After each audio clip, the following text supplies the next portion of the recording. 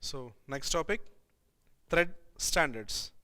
So we already know what is meant by thread and what is meant by process and what is meant by task. So I have one task. This entire task I have segregated into three processors. So these are processes, processes.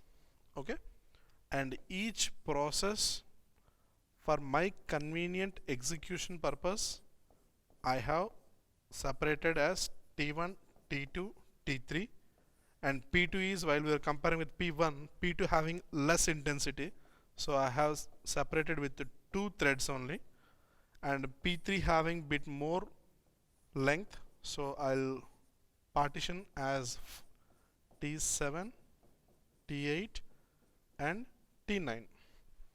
So these T represent thread.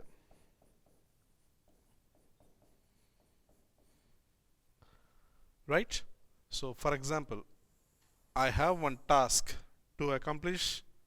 For that particular task, I have three processes. Means process is a part of a task.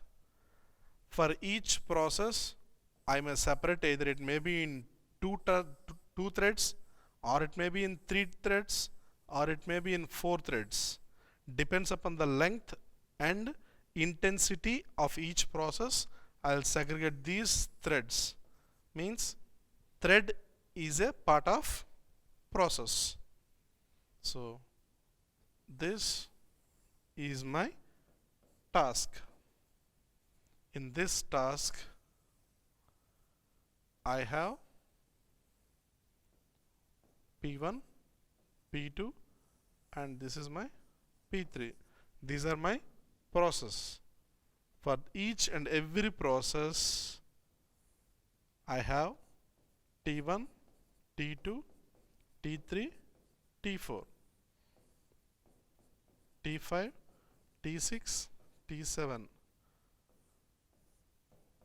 T8, T9, T10, T11, T12. So for executing the entire task, I need to execute all the threads. If I'll finish 1, 2, 3, 4, 5, 6, 7, 8, 9 threads, execution of entire operation of these 9 threads, then obviously the corresponding processes execution is going to be finished, and obviously the entire task is going to be finished. So first of all, I would like to learn about of thread and how a thread can be created and how a thread can be deleted. Okay, that's what exactly we are going to know in thread standards. So in creating or deleting whatever it is, entire thread process is always depends upon two operations. First one is thread creation and second one is thread management. So let's have a look into these two topics. What is thread creation? So as I've already taken example of P1 is partitioned as T1, T2 and T3, three threads.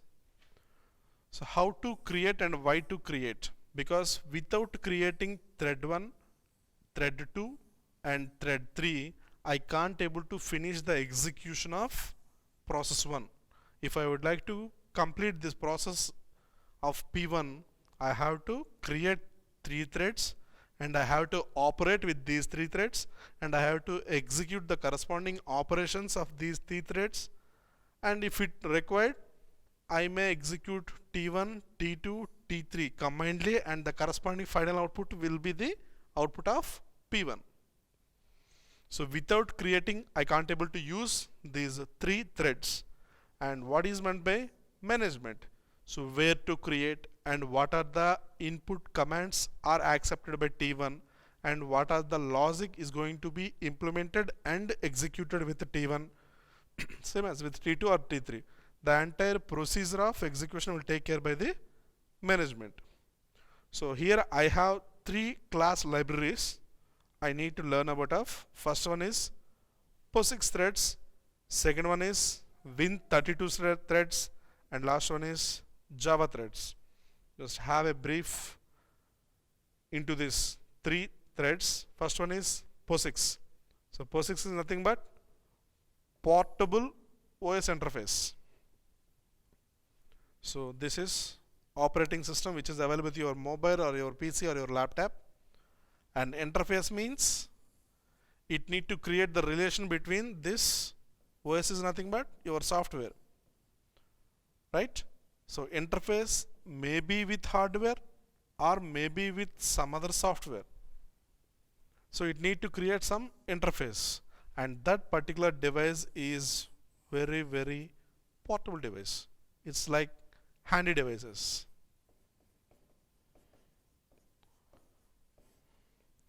Means I need to use this operating system as my software, and it need to create an interface with the hardware. By using this software and hardware, I need to execute any one of the operation, and the co-design of hardware and software should be a portable device or handy device. That's what exact this is POSIX, and this is POSIX.4 or sometimes POSIX.4a.4c.4j.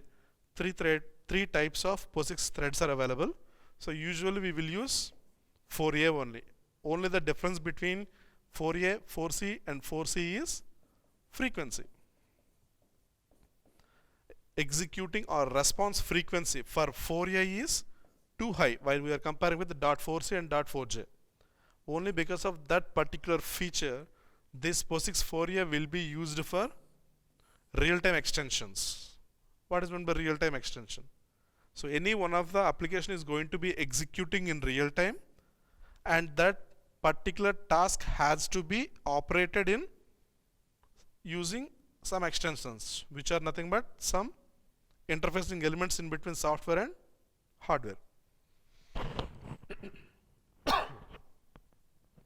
So these POSIX standard library for creating of any one of the thread. So usually the name starts with POSIX, na? So that is the reason why any one of the POSIX thread is named as POSIX. P stands for POSIX thread, T-H-R-E-A-D. That is P threads. P stands for POSIX, and it is an element of threads.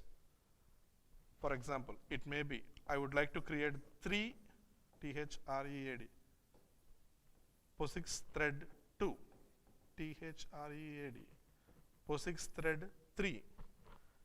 For example, I have to create n number of POSIX threads. Then I need to create until P thread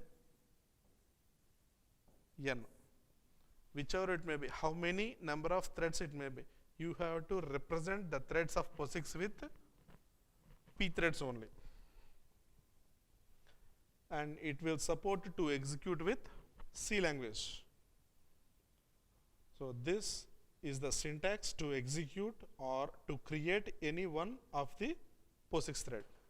So first one is int for my integer or interfacing element, pthread underscore create. Now I need to create one pthread. Pthread is nothing but POSIX thread.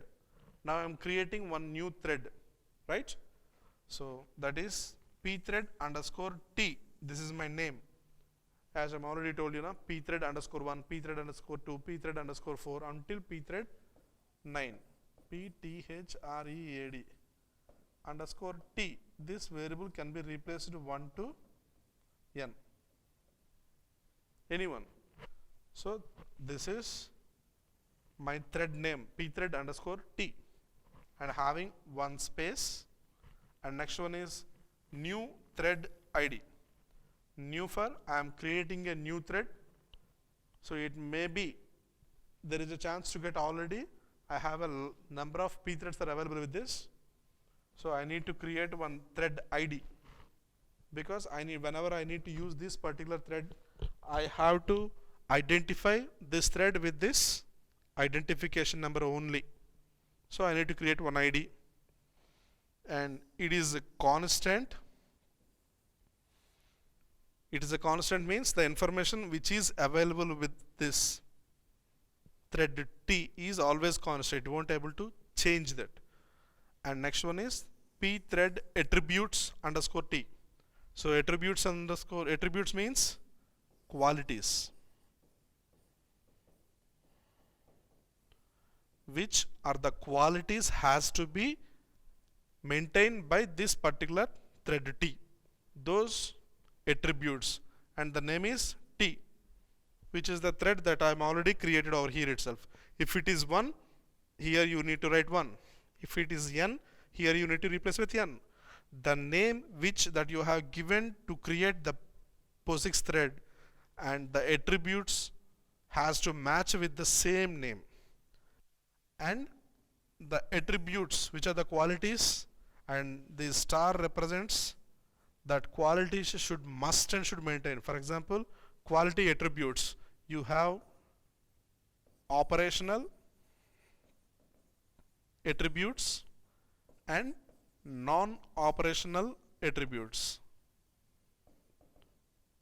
You already learned in second unit. So operational attributes 6, non-operational attributes 11. Means each and every thread has to follow those 11 attributes. If it is an operational thread, then it has to satisfy only these 6 number of attributes. If it is a non-operational p thread, it has to obey only 5 only. If it is a operational and non-operational can be used as like that, then it has to follow 11 attributes. And then I started execution of my program with the terms of void, and whichever it may be the logic that I have to write over here itself. Means whichever the logic that you have written over here itself, the logic consisting by this p thread, and that thread having some quality attributes. Those attributes may be an operational or may not be operational or non-operational things. So this thread can be created like that, but for example, while operation is going on, I have decided to eliminate my thread because I don't want that thread 1 has to be already operated, and I don't have any need to execute that particular thread. Then I need thread call. Means, for example, previously we have created p thread thread underscore T. This is my thread. Now I need to terminate this thread or else remove this thread. Then first I need to call this thread. How I would like to call this thread? I've already told you that whenever I need to call this particular thread with ID. You already created the same ID basis. You have to recall the thread. Once you call the thread, it will opens. It will return back to us and it will open. And then you need to check whether the ID and the name should be matched. If it is matched, then you can remove or terminate these two threads. The termination can be possible in two types. Either it may be natural termination or it may be forced termination. So what is meant by natural termination and what is meant by forced termination? This we'll discuss about of natural termination. Natural termination means you just need to return back, or else pthread exit directly you can call. What is our pthread? I have created pthread pthread underscore T is my thread. So I call off this one and I given one command that exit this particular thread. If I'll given this particular command, then this thread is going to be terminated. Whichever it may be the state of operation of this particular thread, once you have given this command, then this will be terminated. This type of termination is known as natural termination. And next one is forced termination. So forced termination is the name itself, it is indicating forcefully you are terminating. How it is going to be terminating? For example, I have same pthread underscore t. It is going to be operating at this particular instant of time. Once it is executing, I directly given one command pthread underscore t, which is my thread which is currently going on now executing, and I directly given one command to this will be cancelled of execution. Means, for example, this thread having 100% of execution, 1 to 100%. It has been executed 56% only. Remaining 44% has to be executed. But all of a sudden, I have given one command like pthread underscore t and cancel the thread. This particular 56% of instant of time itself only, it is going to terminate the operation.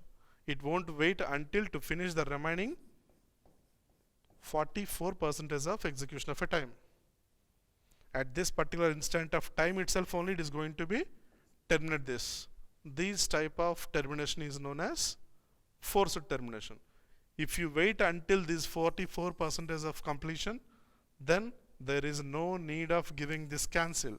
Directly you can give exit. Exit is nothing but simply once your task has been accomplished, the execution part, then you can exit about from the operation. Or if you don't want to wait for this time completion of 44%, then I don't want to wait. Then I directly given one command to cancel. Then forcefully it is going to be terminated. Next one is Win32.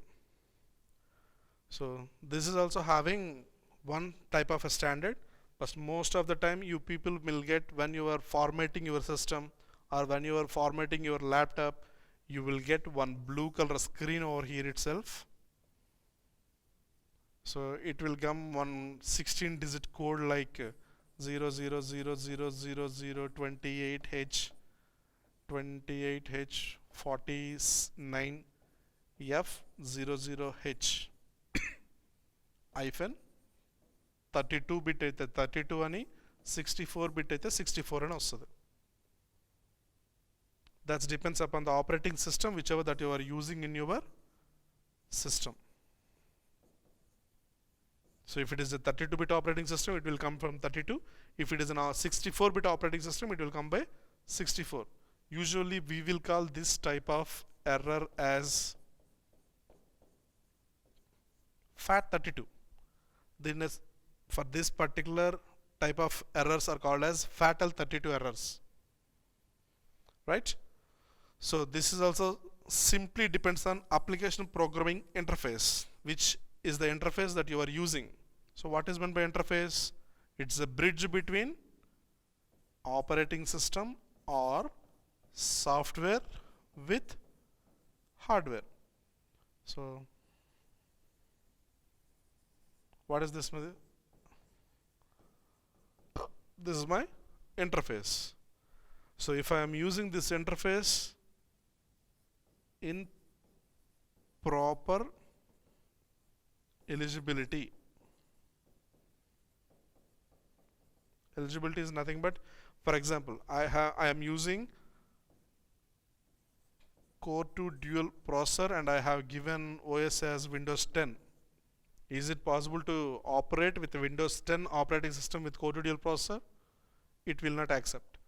Same as I am giving i5 processor with Windows Professional 2000 OS. Is it possible? Is the combination of Windows Professional 2000 and i5 is good? No, it won't be that much of good. So that is the reason we need to check the specifications and co-design rules. Co-design rules means if you are using i3 processor, you should maintain minimum Windows 7 as OS. If you are using i5 processor, need to use Windows 10 as your OS.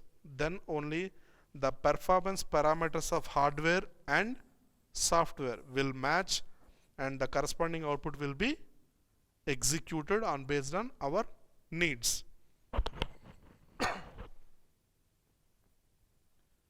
So it has only 3 parameters. Like previously we have created one thread, and that thread having ID and thread having name and thread having the attributes, qualifications, everything. But while we are comparing with Win32 threads, so I need to maintain only 3. First one is IP starting address. So where it needs to starting address, for example 192.150.70.80, and I have one more IP is 192.150.90.250. So any one of the software company or any one of the organization having these two IDs means in between the IP addresses 81, 80, 81, so on to 249 and 250. So nothing but 250 minus 80. They are having 170 IP addresses. Means they having the eligibility to maintain 170 wings in that particular organization or company. For example, I have taken 85. So this 85 is entirely taken for testing purpose only. Means who are the employees are working on based on testing environment, those all employees has to use only 0.85, means like 192.150.90.85 IP address only. So whenever any one of the testing executive having any problem, then I need to start with my IP checking. So where I have to go and check, then I will check only this IP 192.150.90.85. If there is no problem with this IP, then I will go for the device. That particular system might have any hardware complaints. Most probably on based on this ID only they will use to find where the problem will locates. And next one is IP parameter. Parameter is nothing but this is my parameter. So 85 is for testing. For example, 85 is for Oracle programming, 87 for Java programming, 88 for support, 89 for .NET programming, 90 for Python programming. Means these programming means these are my domains. The developers will work on based on these domains. Who are the people will work on based on support domain? They have to use only 192.150.90.88 only as IP address. So first I will check the parameter, means problem will comes from support department or .NET department or Python department. Once I'll identify the department, then I'll go for which is the IP address that they are going to be using. And next one is creation of flags. So flags is nothing but I have one problem with 190.150.90.88. So I have identified one domain, like let it maybe 88 is my Oracle. So I have identified my parameter, and then I'll come for a starting address 88, and then now I would like to check this entire IP address. And this IP address around, if I have 100 systems, so I'm getting 0 to 35 systems are perfectly working, and 60 to 100 also perfectly working. I can't able to find in between 36 to 59, in between where the problem lies. I can't able to find it out. Then I'll put one flag over here in 35. Means up to 35 there is no problem. And I'll put one more flag over here itself. Means from 60 onwards there is no problem. Now I need to check in between these addresses like 36 to 59 for identifying my particular problem. That is, so it will defines the thread where it is created. Where it is created, we don't know. I have to identify in between 36 to 59 only. Last one is Java thread. So you people might very much aware of all your mobile apps are based on not only mobile system, whatever it is. If you having operating system means most of the time all OS, all apps will support Java only. That is the main reason why Java having a great boom in always from starting to ending. So like C language, you have stdio.h header files. So it is common in C language programming. Like if it is in MATLAB, you have CLC and clear all. It's natural. Same as if it is in VHDL, IEEE dot std underscore logic underscore 1164 dot all. This means all the library files which are having by this 1164 directory which will support to execute this logical standard input and output files. Same as like Java also having one statement, java.lang language, so which will gives all the supporting library files to execute any one of the Java program. So you have two ways to creating thread in Java. So by extending the base thread as your thread class, what is your base thread? POSIX thread. POSIX thread having, so I need to create underscore t, and for this I need to give attributes, and these attributes will decide which is the logic that it has to implement. So same thread we are going to be considering, and we are extending this thread, and or by implementing the interface, which is second one, like Win32. So you can commonly use this POSIX and Win32 by changing by adding small extensions to POSIX or implementing the interface with Win32. You can use this Java threads. So only some terminologies available with this Java threads are, first one is yield. Invoking the static method yield forces the thread to sleep. So what is meant by yield? If one program is running, all of sudden you have given a command like yield.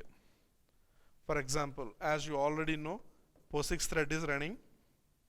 Same POSIX thread, T is my thread name. So POSIX thread is running. Once it is running, all of sudden you have given this command.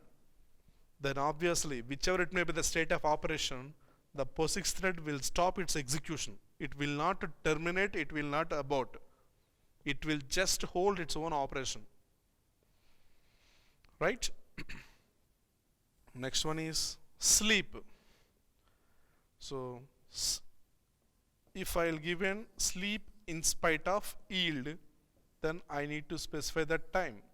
For example, from 5 seconds to 10 seconds you will be in sleep. Means pthread will be in sleep mode from 5th second to 10th second. In between, pthread will not be operated. Once it reaches 11th second, then pthread will continue its operation. For example, pthread is executing 0, 1, 2, 3, 4, 5, 6, 7, 8, 9, 10. This is the time scale that may be. So pthread executing. Once it reaches 5, here I have given one command like sleep from 5 to 10. Then obviously up to that extent, so 10 time slot, so 50% of operation of pthread is going to be executed. So remaining 5 to 10, it won't execute any operations. But once it reaches 10, because I'm already given sleep is from 5 to 10 only. So once it reaches 11, from here itself it will start from 51 percentage to, it may take 5 more seconds now, so it will take 11, 12, 13, 14, by 50 it is going to be finished, the entire 100% of execution of Java thread. Or else if you're giving wait means it will just have a hold to execute the other prioritized task. Thank you.